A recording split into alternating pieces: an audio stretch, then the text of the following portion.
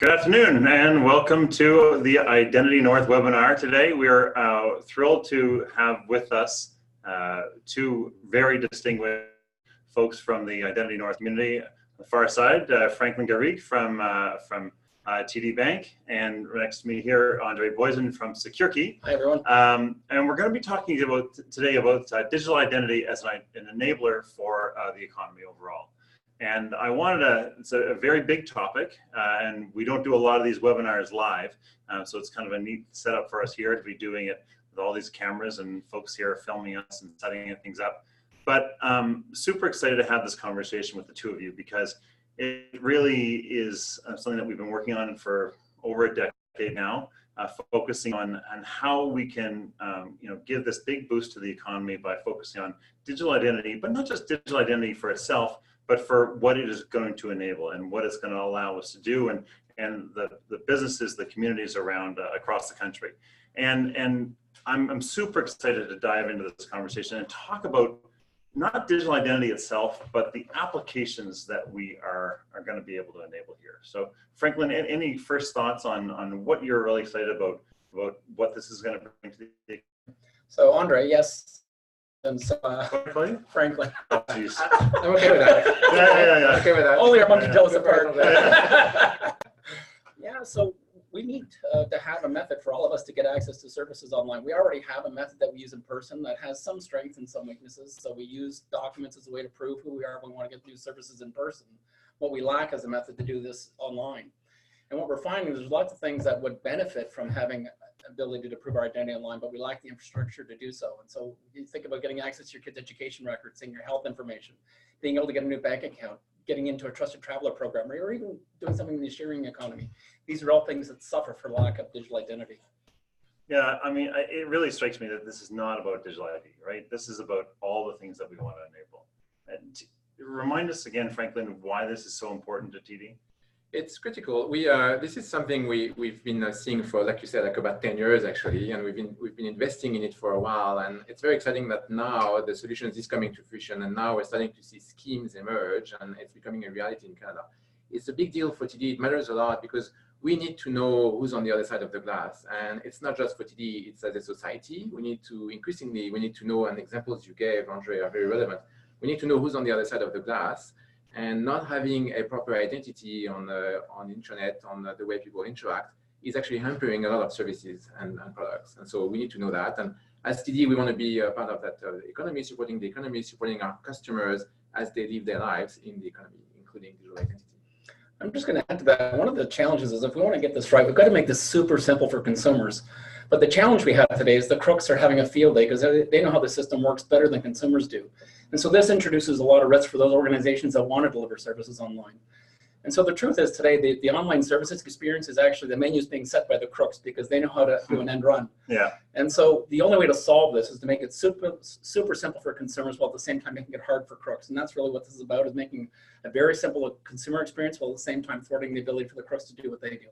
But we've been doing transactions online for a while now, but we haven't tackled the hard ones. Right. Is that fair to say? Yeah. We do the simple stuff online. We can do things like e-commerce and things where your real identity don't matter. But we don't do the hard stuff on the internet. We can't, the things I just talked about, we can't really prove who you are to meet the KYC burdens that the banks have to demonstrate they know who they're dealing with on the other side of the glass that Franklin talks about. Of all the sectors of the economy, healthcare has the highest duty of care to make sure that the patient data is going to the right person. And the only way we can do that today with today's infrastructure is make a super complicated user experience, which means patients will never get through. So we really need to find a way to make this simplified down for consumers. Look, an example of where we've done the easy stuff, we need to move to the harder stuff, is when I rent a car, I can go online and select the car model I want to rent. I can select the price for the car and then book the dates there. I can even pay online with my payments.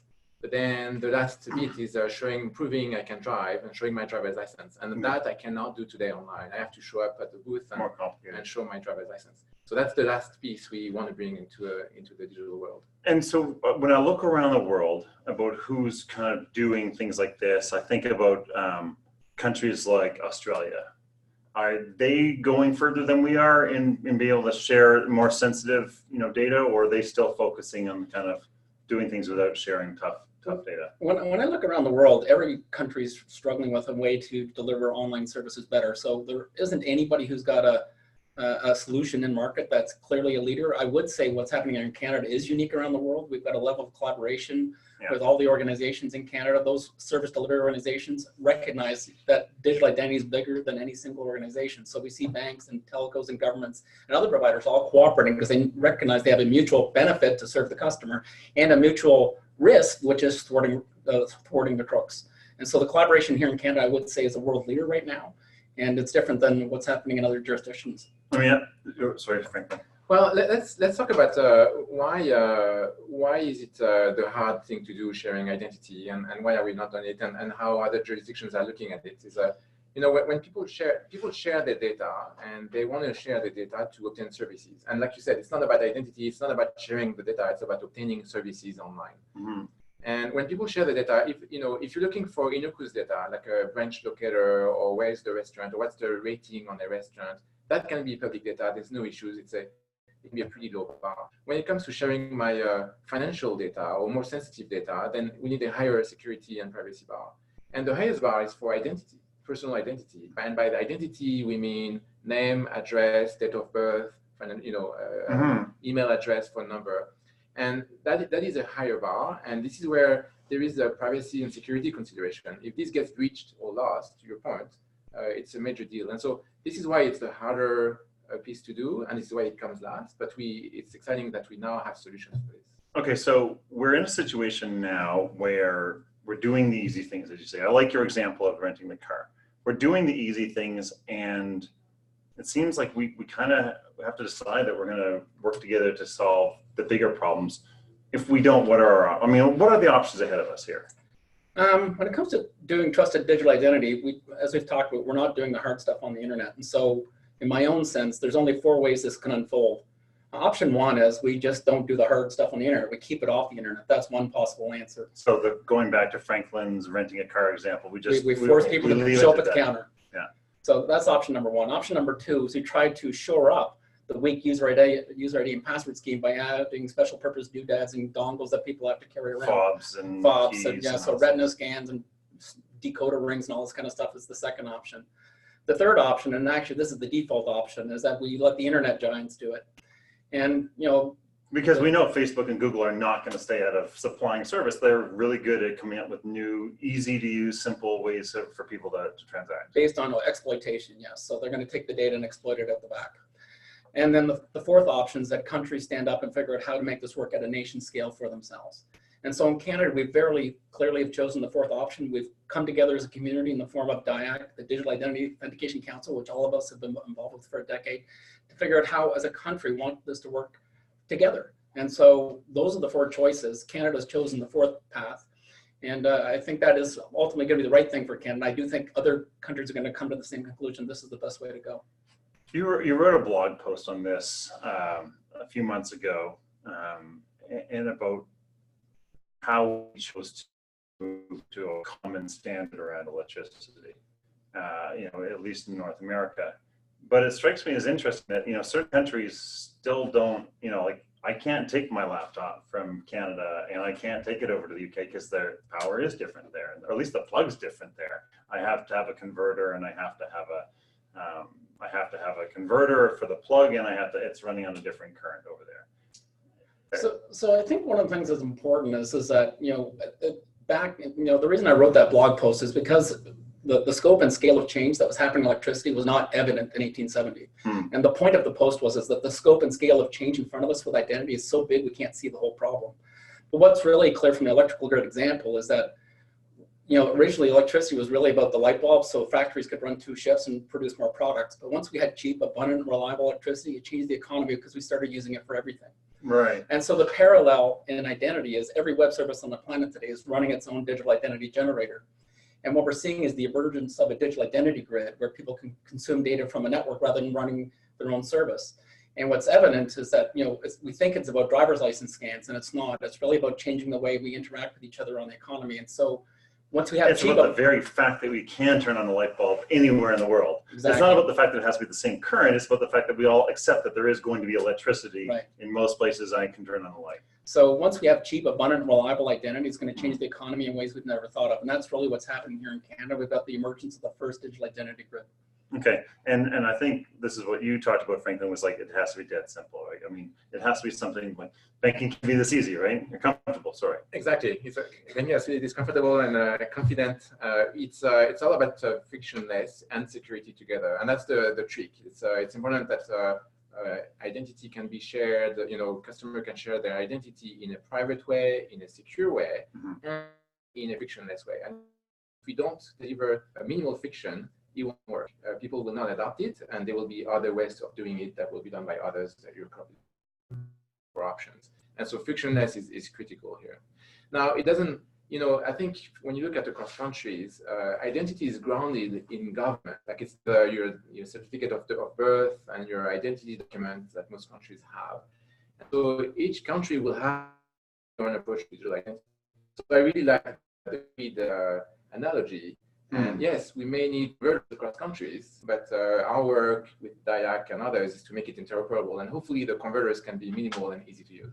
We see that example in payments too. We see that every country in the world has set up its own debit network, and initially every country was running its own island of ATMs for in-country, but we saw that travelers wanted to go across borders, and so we found a way to connect together these hubs so that people could do financial transactions across borders. I could take my Canadian card here and go to the UK and pull money out of the ATM.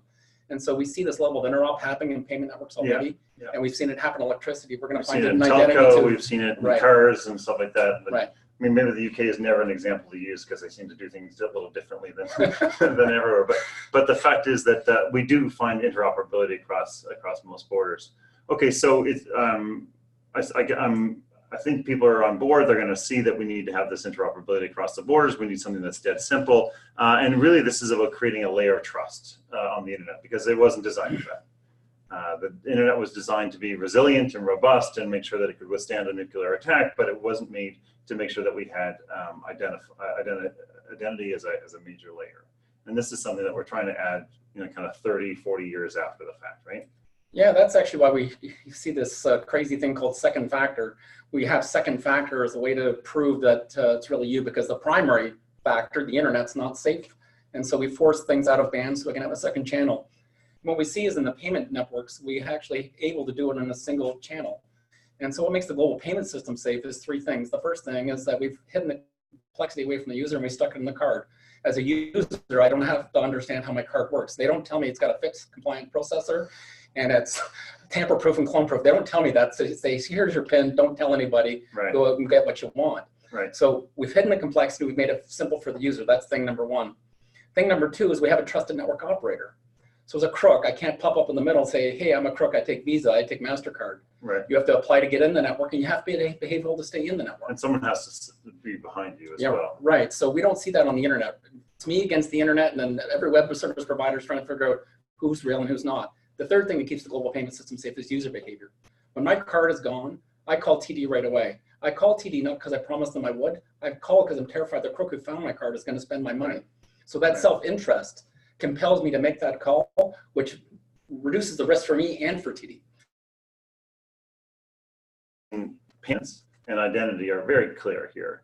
And is this why TD, has a role to play here? Because I mean, you guys have been behind, robust, secure, scalable, privacy enhanced, payments for decades now.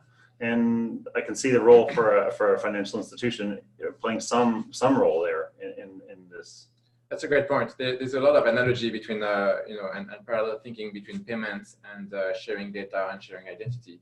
The common word here is trust. Banks are in the business of trust. Customers have entrusted their money with their bank for a long time, for over 160 years at TD. And as the identity world is evolving, as the data world is becoming coming to existence, customers are looking for a way to, who can they trust to share their data, who can they trust to be custodian of their data. And their bank is a natural place to go. And this is particularly true in Canada, where survey after survey show that customers, when asked, who do you trust to share your data or to take care of your sensitive data, they typically say the bank, and they view their bank as the first place they will trust. And we've seen also recent surveys that have been done that really point to that there's the folks here in Canada are expecting there to be a public-private collaboration. They don't want two different systems, one run by the government, one run by the private sector. And that's the key. Interoperability within the country is critical. And you pointed out, there's a lot of sectors that are looking at identity and will be having identity schemes. And banks may be one, government agencies, healthcare, building a company, starting a business. There may be several schemes and several actors. It's very important that everyone is interoperable, with a minimal converter, and DIAC is working very hard at that, of having a common framework, a common trust framework, and that these schemes will be compatible and exchange. And the level of security may be varying based on what people do with it, and that's okay, that's appropriate. That actually contributes to reducing the friction. But at the end, it has to be interoperable, and one has to be able to travel across Canada and across sectors in a frictionless way. And it strikes me that, again, the parallels of payments are very similar. You don't use your Visa card for $1 million transactions. You use your Visa card for things up to a few $1,000s, and after that, there's another mechanism for transporting the data around payments. But you guys have been working on a bigger project to kind of help facilitate this whole thing. Tell me a little bit more about verified.me and where that's going. Franklin, why don't you start and then I'll follow up?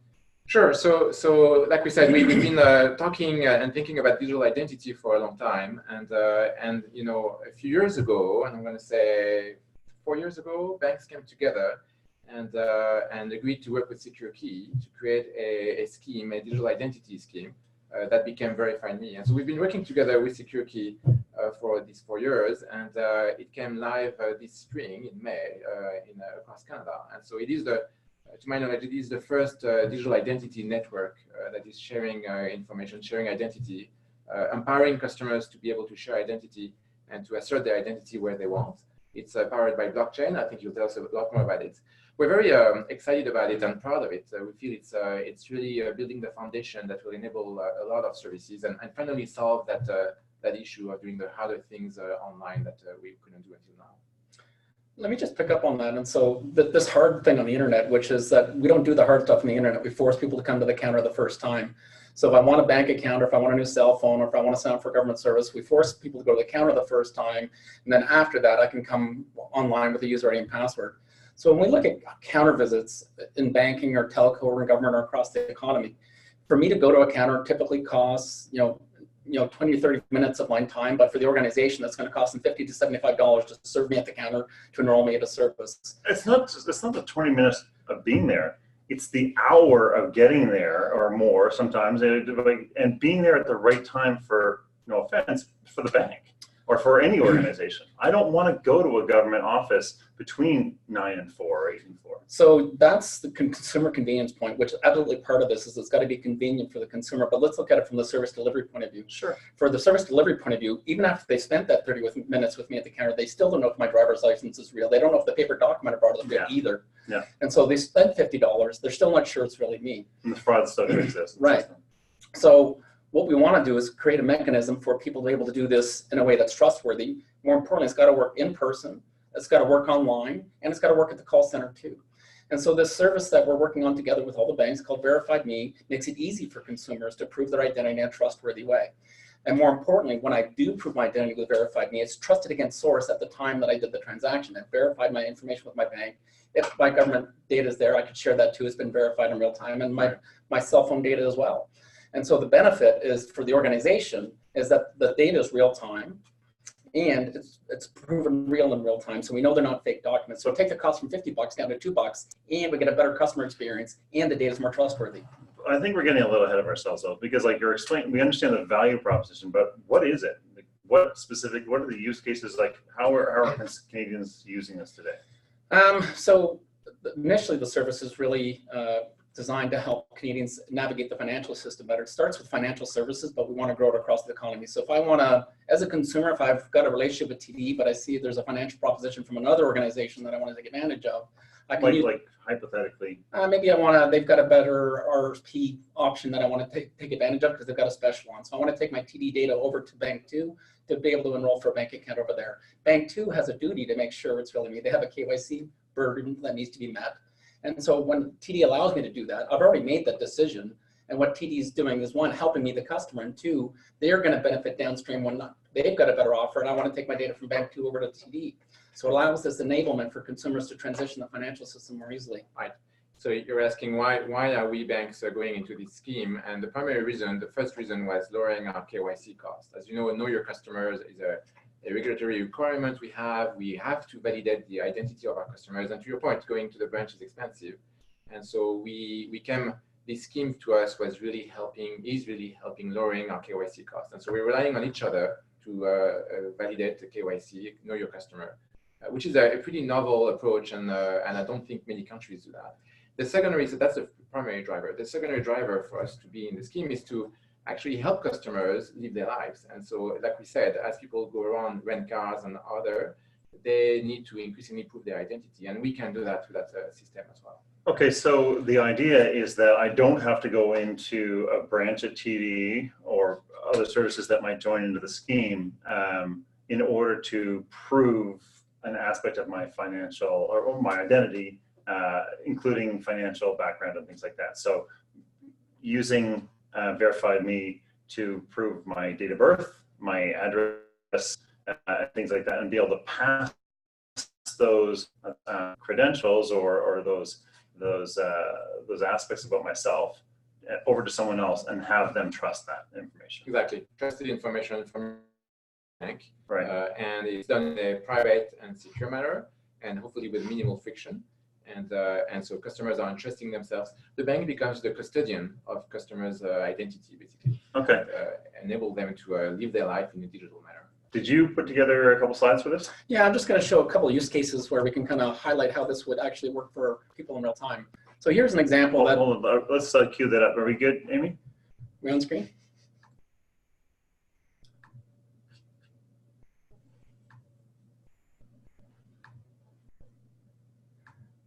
So we've got examples. I'm just going to talk while Amy brings this up on the screen. So we've got lots of examples where people need to share data from one source and go to a new place. So in this example, we've got a place, somebody like me, I'm a small business operator, and because I run a small business, it's hard for me to prove my income. So if I want to go to RBC in this example on the screen, they need to know that I really am Andre Boysen and that they want proof of income from the government of Canada in order for me to get access to the small business loan that I want. And so what we need to do on the screen here is we've already done the first step. The second step is we've got to make the context clear for the user. RBC, the one who just made this offer to me, wants some data about me to get the thing that I asked for. They want proof from another Canadian financial institution. On the screen, it's my bank. And they also want to see my proof of income from CRA from last year. So if I'm curious, I can click on the review button on this screen to allow me to see exactly what data is going to be shared. And if I'm good to share the data, I agree to share it. And now RBC can see that I actually enrolled with another financial institution in Canada. And here's proof of income as filed with CRA from last year. So this is a great convenience for me, the business owner. It's made it a lot easier. And it's taken the cost in this example for RBC way down. The alternative path for RBC or any other bank in Canada for that matter to get verified income is to force me to go to CRA, call them on the phone.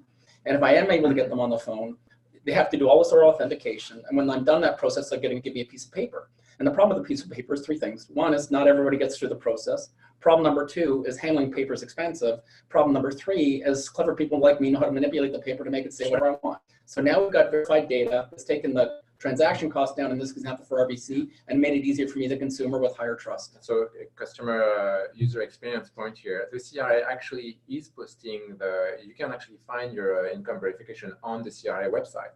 But as a customer, it's a breakdown in the process. Like as you are following your bank flow to open an account at the bank, and hopefully it's TD as well. Yes. You have to break the flow and get off the flow in the bank, and then go to the CRA to download your PDF income verification and then upload it.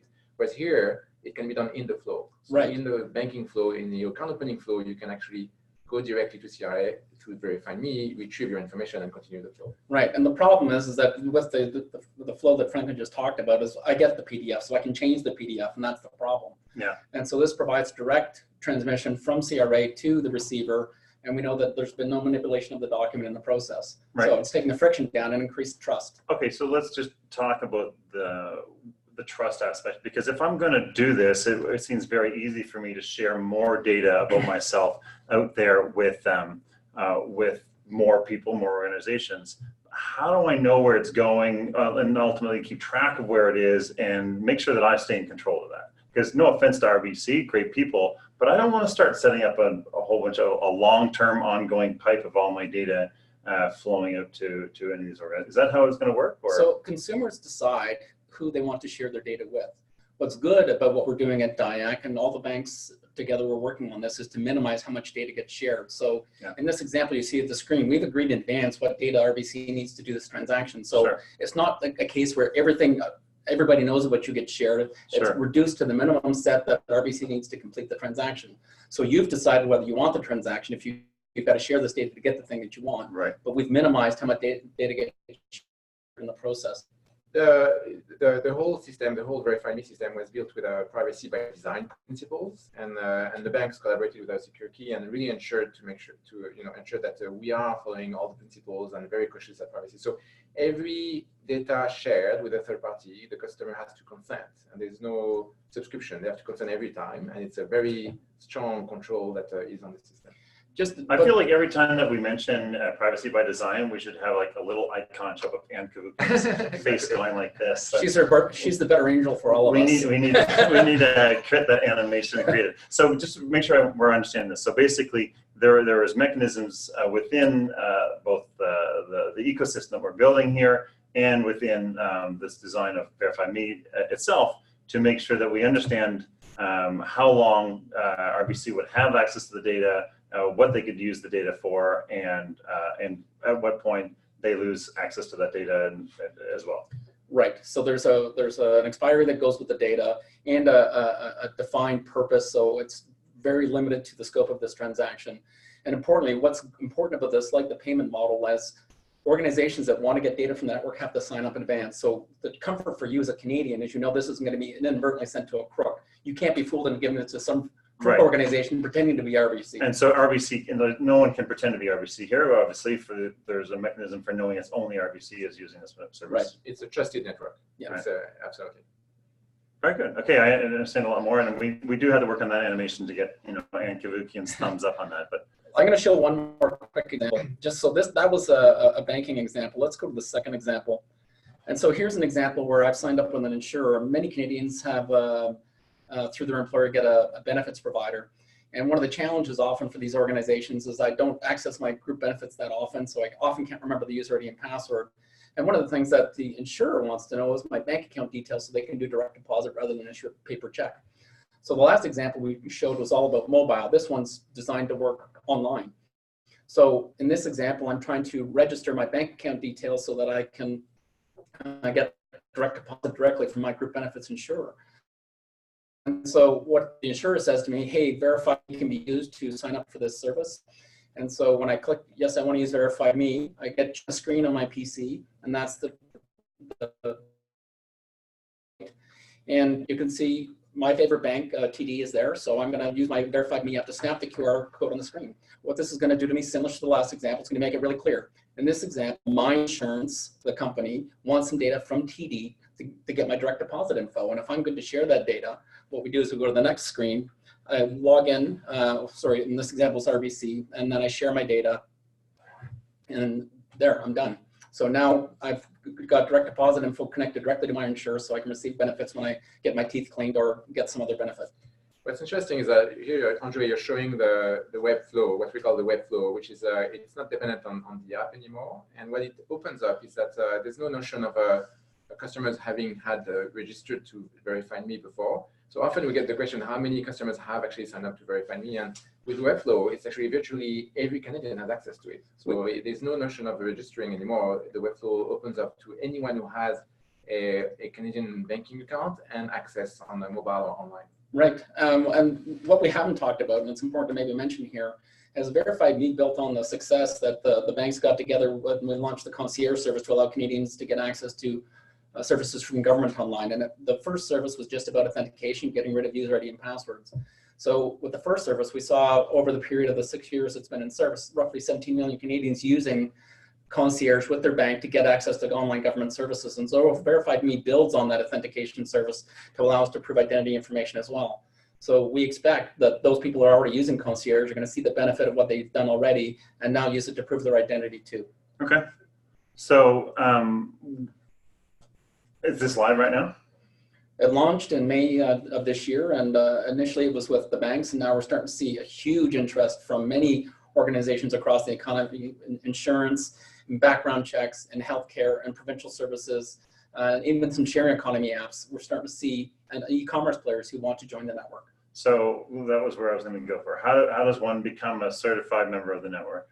So it's very simple. The verified.me is a website you can go to where we explain what this is to Canadians and for businesses that want to join.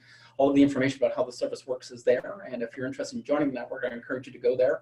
And you can always reach out to me directly and we'll help get you connected. Okay.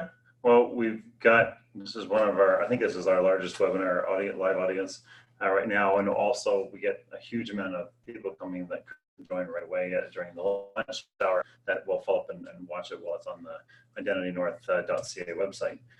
So you'll likely get flooded with that. You may not want to publish your email address directly and send them to an info email address instead. What are the next applications you see? So really where this got started is concierge was about getting rid of user IDs and passwords everywhere. Verified Me is a service that's designed to allow you to prove your identity, and it's really designed for Canadians to be more successful for services online. So job one is to make Canadians aware this is an option available to them to make their online life easier. Mm-hmm. Job number two is to make every organization that would otherwise issue user IDs and passwords aware that this network service exists, and so they don't have to run their own digital identity generator, they can join the grid. The third thing is to increase the utility, add more data. So today it's really bank, telco, government, but there are other sources that'll be interesting. Am I a teacher? Am I a doctor? Am I a first responder? Am I a licensed, real estate rep? Those types of things. So add more data in the network. But the real goal here is to make this a global standard. And so those are the 4 areas of growth that we want to see the network grow. How do you see that unfolding there, Franklin? Well, it's a grand vision, and we're really building the rails for the society here. Like, this is a societal change that we're undertaking, and it's it's going to be a long path. There are a lot of to your point, Andre, there's a lot of opportunities, and in fact, we see this as supporting the economy in general, the digital economy in general, and lots of use cases. So we're starting. We want to walk before we run. We want to be very cautious and secure, and managing risk as we go there. And so, the pace of growth is going to be moderate and has been moderate since the beginning. That's by design. We intend to accelerate, but in a moderate way, in a way that is controlled. It's very clear that sharing information from banks, from telcos, from government agencies is a short-term gain that we will all benefit from. And then as we expand, there could be more sectors, there could be more use cases.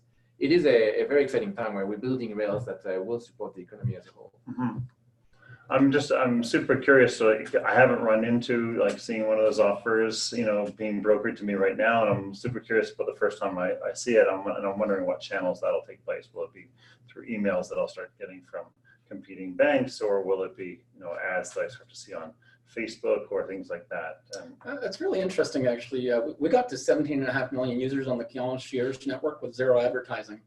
The way that success came from, well, first let me just tell you the backstory. So that was a government concierge service. Yeah, for government access to government services. 17 million Canadians saw that was an option for them when they went to a government website. Right. And we went to the government website, they saw they had 2 options. They could sign up and get a special purpose user ID and password for that government service by itself. Right. Or they could see it on the right. It said, oh, here's an organization I trust already. TD's in there. I want to choose TD. Right. And they chose the easy button and got through. 17.5 million Canadians made that choice.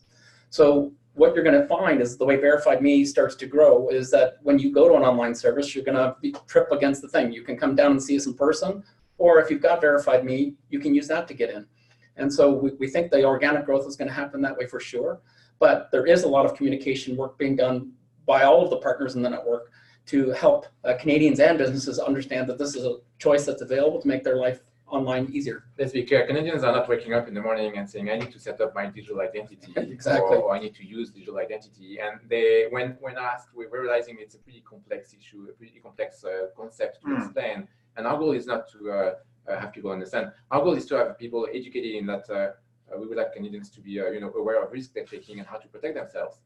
But we believe, exactly what you're saying, Andre, we believe that people will adopt digital identity services through services they want to use. And so as they want to... Yeah, so let's talk about some of the ones that we know people are using in maybe ways that with friction is costing great costs. And one of the ones that comes to mind is cross-border money being sent. We have migrant fruit pickers, in Canada that are trying to send money back to the Caribbean, and we have a lot of people who send money back and forth across the states. Are there going to be opportunities for this maybe to decrease the friction and therefore decrease some of the costs? Absolutely. In fact, it's interesting you mentioned that. TD launched recently a platform where customers can actually send money through Western Union. So you go online and then you can send money through Western Union. Right. And that requires, we have a KYC requirements on these customers. So this will contribute. For the senders or for the receivers? For the sender. Right.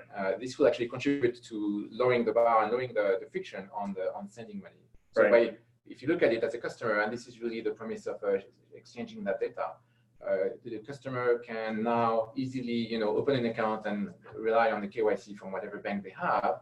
They can choose to send money to another country, and they can choose the rails, in this case, Western Union. And so it's really an open system where payment and identity are coming together. And not to beat up on Western Union, but some of those charges are for sending cross-border, transactions are quite expensive. Is this able to decrease the cost to the consumer at the same time? So one of the things that Franklin was getting at is we've started by allowing the sender to do their KYC work this way. Right. But the problem is the receiver also has a KYC, the receiving organization also has a KYC duty. Sure. So we need to get more work done in other countries to see this become a global standard. And when we've got good KYC infrastructure with common standards on both sides, this is going to lower the barriers and the costs eventually. Yeah. But when the receiving organization still has that duty, there's still going to be some friction and costs. So we need to make this a global standard. So fast forward a few years, you can see a world where, I'm the sender, I do my KYC in a easy way, low friction way. I can choose the rails, and so it can be Western Union, it can be another rail, and I choose the rails based on where am I sending the money and what the recipient is telling me and what's more convenient and cost effective for me. So I choose the rail, I pick the rails, and then on the other side, same thing. Like I can see the recipient getting the money to the rails and then having a low, frictionless, low cost KYC process. So that's really how this is going to change. And ultimately, let's get to the point. It's like making it sure that you don't have to schlep down to a bank or whatever, or a Western Union office, and hopefully bringing the cost down for the consumer. Because the fact is that people are not leaving their families to come to Canada to pick apples here, so that they can spend large amounts of money just to send the money back home. Right? And hopefully, we're able to decrease those. It's going to reduce friction and it's going to reduce cost. Yeah. So let's talk about the primary countries that we have to focus on. And I don't know the list for that example, but obviously a lot of our cross-border transactions take place with the state. Yeah. So what we see is that many jurisdictions around the world there's a lot of expanding identity. We do need to have a global standard for this to be successful. We see it happen in payments, we've seen it happen in electricity, we've seen it happen in cell phones, and we'll see it happen in identity too. And so the opportunity for Canada here is that we actually are able to say, here's a working example. And what's important about the Canadian example is not, you have to do it our way. When we look across the globe, every economy has the same three building blocks: bank, telco, government. And in Canada, we decided because of our economic construction, the bank-led scheme makes the most sense. As we look at other countries, maybe the US as an example, you have 6,000 banks there. And so getting a collaboration and a network together quickly is going to be a little bit hard. So maybe you get maybe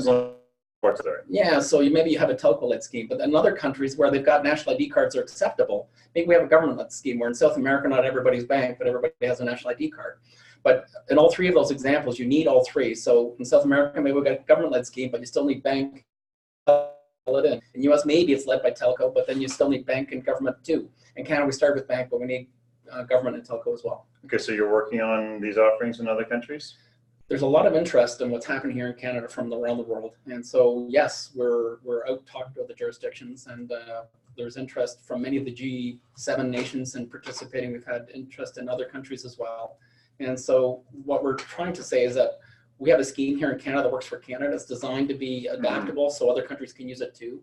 And so we can get interop at the end of the day. And what those countries want is what Canada wants, is a country that's buying for Canadians. Those countries want that certainty too. And so the scheme's designed to work that way.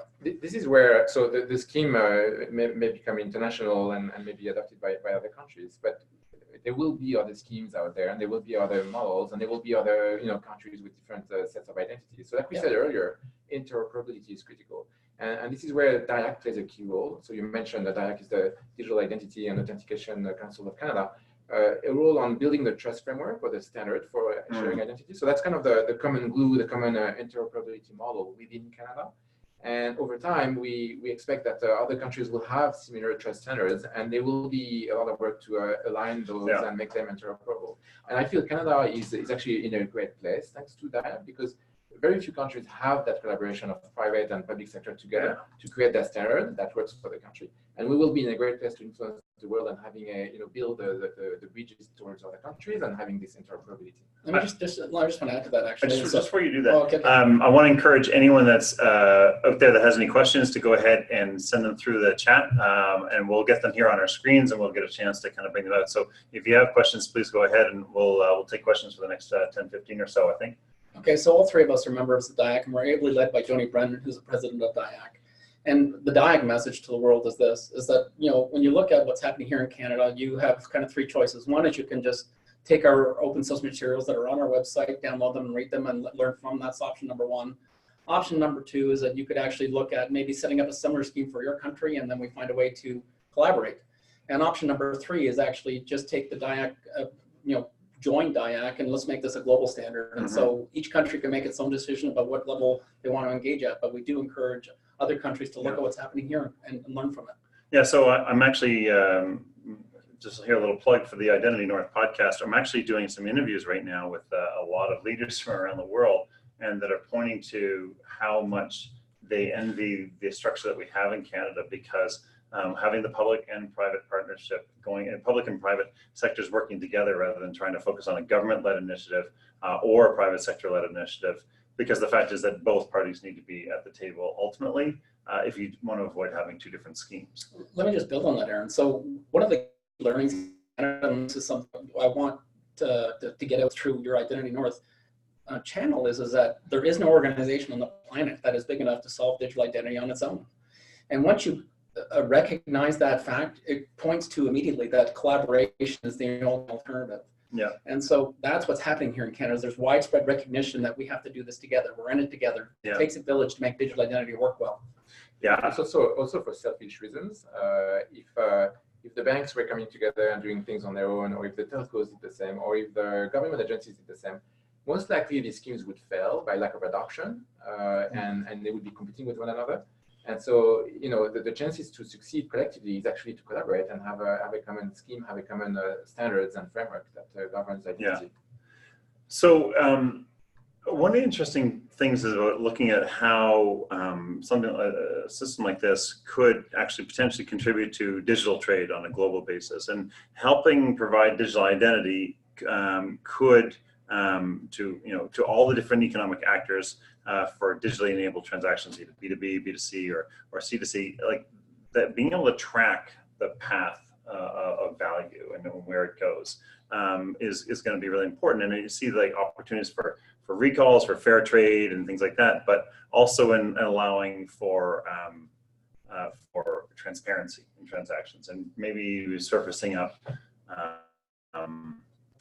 some of the gray economy and bringing some light to that. It strikes me that if we start to attach identity onto a bunch of our payment transactions, there's an opportunity for kind of cleaning up the economy ultimately. It's a very interesting thought. So yes, indeed. So payment. And I will say this: I didn't raise that question. That was raised from the audience. So. That's a good point. Good question. So linking identity to payment it makes a lot of sense, and there's a lot of transactions. Some people want to be anonymous. Some transactions don't require identity, but actually quite a few transactions would be better or require identity to be performed. And so there is a very logical attachment of identity and payment coming together. And we see that in the future. We see increasingly payments and identity travel together, or having your identity vetted before you send a payment, and vice versa on the receiving end. So absolutely, there is a great synergy here. I see the benefit there, and we can talk a little bit later about, maybe offline, because I don't want to get off topic, but there is also a benefit to be able to preserve anonymity, not just when we want to be anonymous, but just as maybe as a default. Yeah, data minimization for sure. Data minimization, going back to the Ankavukians over our head here, like if I'm getting on a bus, just because the bus company decides that they want to know who I am, doesn't necessarily mean that they should know who I am. We actually see that in payment already. Let's just examine how payments work for a second. When I use my TD bank card to go over to Amazon and buy something, Amazon can't troll through everything I've ever done at TD. Right. When I use my TD card at Amazon, TD doesn't get to see everything I've done over at Amazon either. So there is some privacy built into payment schemes. And so there is a data, we have what it gets down to is what they both need to agree on. It is Andre Boysen, and he did agree to spend $131 on this item. And so that's what the clearance is. But do we need to know that? Like, that's an interesting question. Does Amazon need to know that I'm purchasing? Well, so they need to know where to send it. And sure, that's something completely different though. Well, so what we want to make sure is that if you want to call up later and say I didn't get it, if it was anonymous, how can we say you didn't get it? Yeah. Well, chain is solving a bunch of those things, and you could anonymize a transaction. No, you're right. Fundamentally, you do not need to know. Amazon do not need, or the vendor that do not need to know who's on the other side. There are some products that are regulated. If you want to buy cannabis tomorrow, you'll have to prove you're 18. But mind you, you don't have my date. I mean, they don't know my name, yeah, or have my age. Yeah. Or all we need is a verified claim that you're over 18 or over 19, and that is really what this is. So there is a bit of anonymity should be guarded, and again, in principle, privacy by design. And so some transactions will require identity. Sometimes identity is helpful to mitigate fraud. We're finding that when you're anonymous or in peer-to-peer payment, it's actually fairly easy. Or fraudsters having a lot of a good time reaching the systems. And so having identity can help mitigate fraud, and banks are very sensitive to that.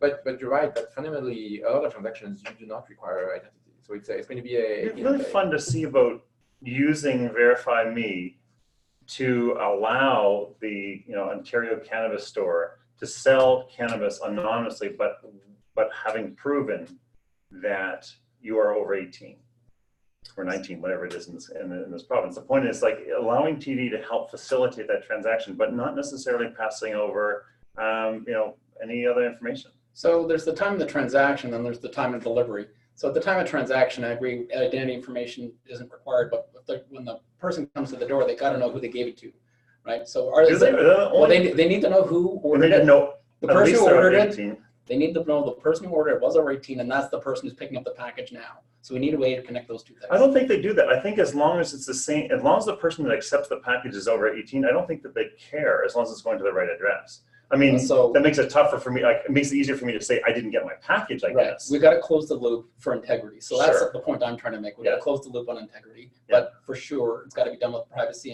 and data minimization. It's really interesting to think about those applications. And because, I don't know, and just to use Verify.me as an example across the board, I don't know if I need to know the name of my radiologist, as long as someone in the system knows who my radiologist is.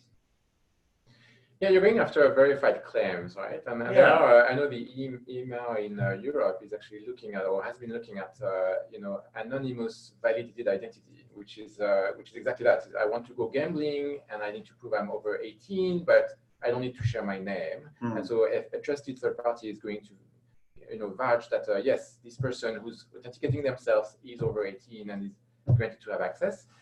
Identity or name and address are not always necessary, and this is what this allows. If you look at today's world, when I want to prove my identity or prove my age, I have to show my driver's license. I'm sharing way too much information: my name, address, driver's license, picture. With a scheme like Verify Me, customers are now able to actually prove their age just by authenticating with a bank. No need to share anything. Now, you may debate whether you need the address validated, etc. And it's a case-by-case basis. Right. But the reality is that it enables a level of protection and of privacy to customers that is unprecedented. And we talked about, this was one of the very first use cases that we talked about 10 years ago. We talked about a young woman, a person being able to go to a bar and being able to use a service to authenticate that or prove the claim that they were, at least of age to get into that establishment, but not having to tell the bouncer where she lived or her name. And none of that information was of of interest, really. Verified Me supports that now. Yeah, and I think that's really exciting that we're actually, when we started talking about this 10 years ago, we started like outlining some very clear use cases that we thought would be great to not just, take the existing world and move it over into a digital world, but we'd actually be able to improve upon, deficiencies in the existing system, where that woman was giving away more information than she needed to do, and we're actually creating a system that was not just robust, secure, scalable, but also privacy enhancing. Yeah, limits the amount of data being shared and limits surveillance. Yeah. So those two things are definitely at play in this case. This is like we're actually going to start to check these things off now, things that we started to try to do a decade ago. It's very exciting. Yeah. Any last thoughts that we want to do? Like, we know where we started 10 years ago. Where are we going to be 10 years from now, and what are the next big steps? The biggest thing is to get every web service that's currently issuing user IDs and passwords to recognize that if they really want to serve their customers well and improve their own service delivery experience, is they got to stop trying to do it by themselves. Yeah. And so that's the big push now, is to get business to join the network so they can improve their customer experience, increase their integrity, and lower their cost with better privacy to boot. Mm-hmm. Right. So I completely agree, and I would add from a customer standpoint, so what to expect is customers have been using internet massively, and there's been a few incidents, as we all know, breaches and incidents that are making people a bit worried about am I oversharing my information?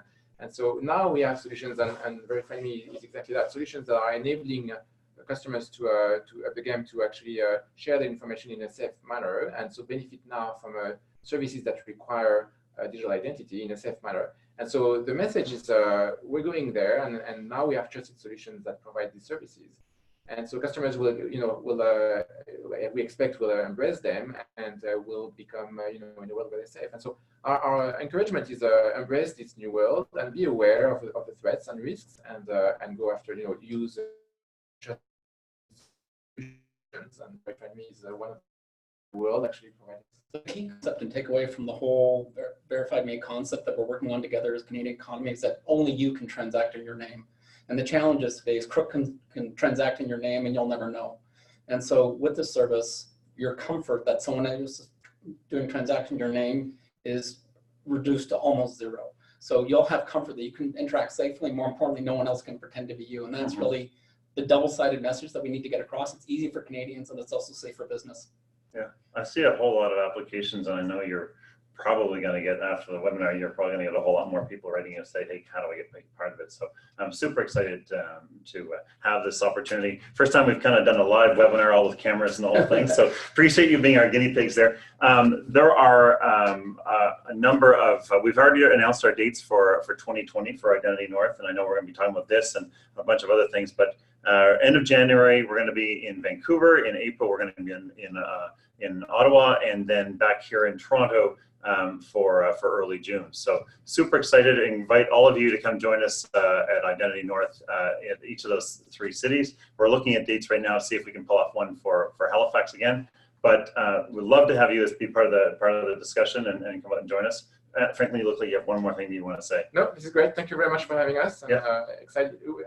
I feel I'm laughing because we're all pioneers, and we're now at the end of building the foundation, and now we're now entering the time when we're building solutions, and it's becoming real, so it's exciting. Well, come and join the community. Let's do this. Well, that's what's happening. I mean, like, honestly, we now have Identity Norths across the country. We have a lot bigger.